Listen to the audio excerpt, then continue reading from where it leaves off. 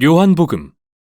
암영상에서 요한은 이 책을 통해 예수님은 메시아요 하나님의 아들이시고 하나님의 본질을 드러내러 육신으로 오신 그분의 말씀이자 영광스러운 임재라고 주장했습니다. 그리고 전반부에 이를 입증할 수 있는 이야기들을 배치했죠. 예수님은 기사와 표적들을 행하시고 자신이 바로 이스라엘의 역사가 줄곧 가리켜온 실체라는 엄청난 주장을 하셨습니다.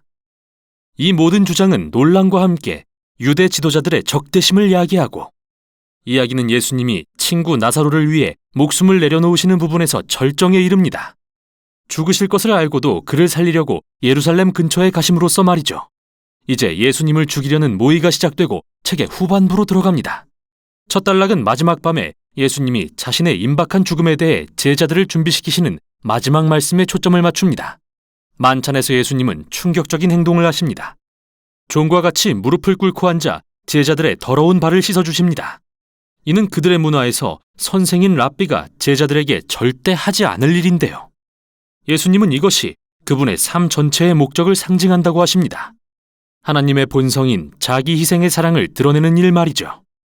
또 이는 예수님이 곧 종이 되어 세상의 죄를 위해 자기 목숨을 버리실 일을 상징하기도 합니다.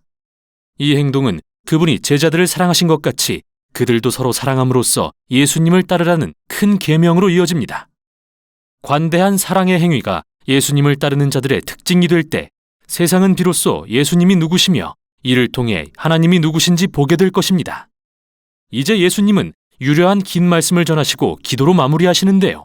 몇 개의 반복되는 주제를 통해 이야기 전체가 통일되는 것을 발견하게 됩니다. 예수님은 계속 떠날 것을 말씀하시면서 슬퍼하는 제자들을 향해 그것이 최선이라고 하십니다. 왜냐하면 이는 성령, 즉 보혜사를 보내신다는 뜻이기 때문이죠. 육신이신 예수님은 때와 장소에 구애를 받으시지만 성령이 오시면 때와 장소를 초월해 우리 안에 거하실 수 있게 되어 성령이 여러 가지 일을 하실 거라고 말씀하십니다. 앞서 요한은 한 분이신 하나님의 독특한 신성에 대해 성부와 성자가 사랑으로 연합하는 관계라고 했는데요.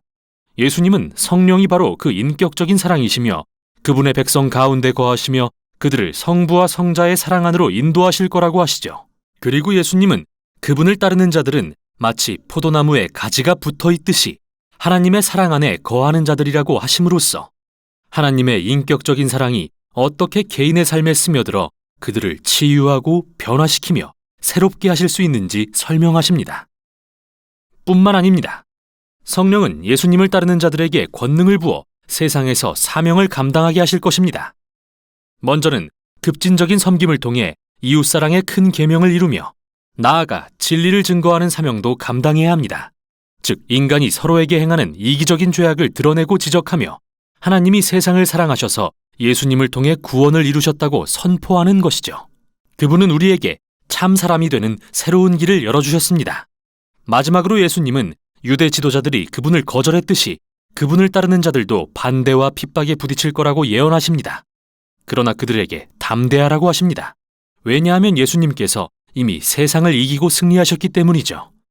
여기서 예수님이 의미하신 승리란 뭘까요?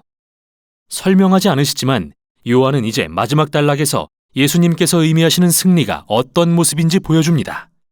유대 지도자들이 예수님을 붙잡으려고 그분과 제자들이 있는 곳에 군인들을 보냅니다. 그들은 누가 예수인지 물었고 예수님이 나다라고 분명히 밝히시자 놀라 나자빠집니다. 이는 요한복음에서 아주 기발한 장면입니다. 예수님은 이 표현을 두 가지 방식으로 각기 7번씩 사용하셨는데 모두가 예수님에 대한 요한의 핵심 주장을 강조합니다. 나는 무엇이다 라는 말은 헬라어로 에고 에이미로서 출애굽기 3장에서 모세에게 계시되었던 하나님의 언약적 이름을 히브리어로부터 번역한 것인데요. 이는 이사야서에서도 여러 번 반복되죠. 요한은 이 놀라운 표현을 이야기 속 7군데에 전략적으로 배치해 두었습니다. 나는 생명의 떡이다. 나는 세상의 빛이다. 양의 문이다. 선한 목자다. 부활이다. 길이요 진리요 생명이다. 참 포도나무다. 요한은 또 예수님이 단순히 나다라고 말씀하신 7번의 상황을 적절히 배치함으로써 하나님의 이름을 상기시킵니다. 그래서 예수님이 붙잡히시는 상황은 역설의 극치가 아닐 수 없습니다. 예수님이 자신의 언약적 이름을 드러내시고 하나님의 능력과 승리를 나타내시는 그때가 바로 자기 생명을 내어주시는 순간이기 때문이죠. 이 일 후에 예수님은 하나님의 아들이자 이스라엘의 왕이라고 주장했다는 이유로 재판을 받으십니다.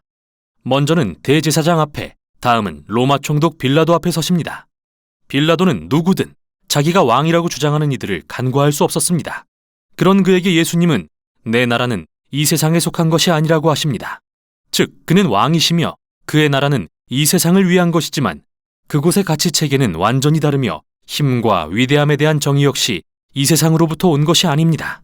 오히려 그분의 나라는 하나님의 성품에 의해 정의되며 예수님의 이른바 거꾸로 된 나라와 그 핵심인 십자가에 집약되어 나타납니다. 십자가는 세상의 진정한 왕께서 자신을 죄악에 내어줌으로써 죄악을 이기신 곳이며 예수님이 자기를 내어주는 사랑의 행위로 승리하신 곳입니다. 그 후 예수님의 시신은 무덤에 안치되고 봉인됩니다. 그 주 첫날 마리아와 다른 제자들이 그곳에 가보니 이상하게도 입구에 돌이 치워진 채 무덤이 텅 비어 있습니다. 그런데 갑자기 마리아 앞에 부활하신 예수님이 나타나십니다. 여기서 예수님의 부활은 요한복음의 또 다른 7가지 양식과 이어져 있습니다. 요한은 가나의 혼인잔치에서 예수님이 물을 포도주로 바꾸신 사건을 예수님의 첫 번째 표적이라고 했고, 4장에서 병든 소년을 고치신 사건을 두 번째 표적이라고 했습니다. 그 후 숫자를 언급하지는 않지만 이어지는 표적을 세어보면 예수님이 자기 죽음을 무릅쓰고 나사로를 무덤에서 살리신 일이 6번째 표적임을 알 수 있는데요. 이 모든 표적은 이야기의 절정인 가장 위대한 7번째 표적, 바로 죽음에서 부활하신 예수님을 가리키고 있습니다. 예수님은 죽음을 이긴 사랑으로 자신이 하나님의 아들이자 모든 생명의 주관자라는 선언을 확증하신 것이죠. 이후 부활하신 예수님은 모든 제자에게 나타나셔서 약속하신 성령을 보내주심으로써 그들을 파송하십니다. 아버지께 받으신 사명이 제자들을 통해 계속 이루어지도록 말이죠. 이제 이 책의 후기는 세상에서 계속되는 예수님을 따르는 자들의 사명을 살핌으로써 결론을 맺습니다. 몇몇 제자가 고기를 잡으러 나섰으나 아무것도 잡지 못합니다. 예수님이 물가에 나타나셨지만 그들은 알아보지 못하죠. 그때 예수님은 그들에게 그물을 배 다른 편에 던지라고 하십니다. 그들이 순종하자 엄청난 양의 고기가 잡힙니다. 그들은 예수님을 알아봅니다. 여기서 요한은 우리에게 예수님을 따르는 제자도를 제시합니다. 예수님을 따르는 자들은 자기 일에 몰두하는 대신 그분의 음성에 귀 기울이고 그분의 말씀에 단순히 순종할 때 가장 효과적으로 사명을 감당할 수 있습니다. 그럴 때 비로소 자신들의 삶에서 일하시는 그분을 진정으로 만나게 되죠. 그 후 예수님은 베드로와 말씀을 나누신 뒤 그를 예수를 따르는 자들의 특별한 지도자로 세우시며 그 역시 언젠가 자기 생명을 내려놓을 것을 암시하십니다. 하지만 이와는 대조적으로 이야기의 마지막 순간은 이 책의 저자인 예수님이 사랑하시던 제자를 조명합니다. 베드로와 달리 그의 역할은 오랜 세월 동안 예수님의 증인이 되어 다른 이들이 그분을 믿게 하는 일이었습니다.